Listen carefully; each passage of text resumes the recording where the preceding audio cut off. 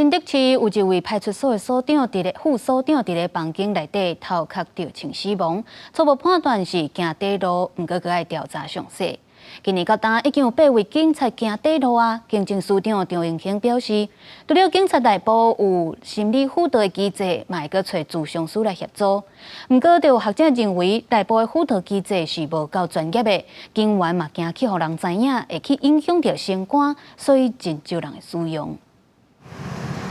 接到家己人的歹消息，甘蔗警员到场进行勘查采证。新竹的西门派出所一名涉案副所长，16号发现倒伫房间，头壳着大死亡。警方初步排除有外力介入。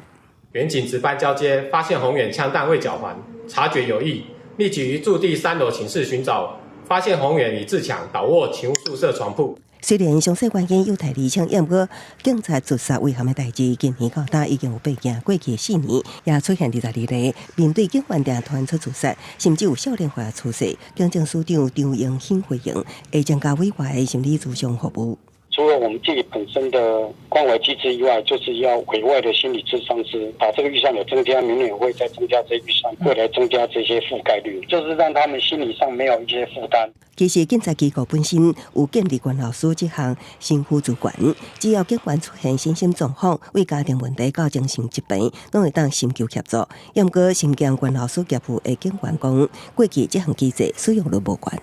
担心会被贴上标签，而且不能够保密，而且关老师是由远警监办，造成他们求助意愿可能会降低，因此很难发挥功能。保密性不足，惊防打标头，警察各项教育压制自身情绪。警察工作权要推动协会分析，种种原因都让警员唔敢要求协助，和功效有限。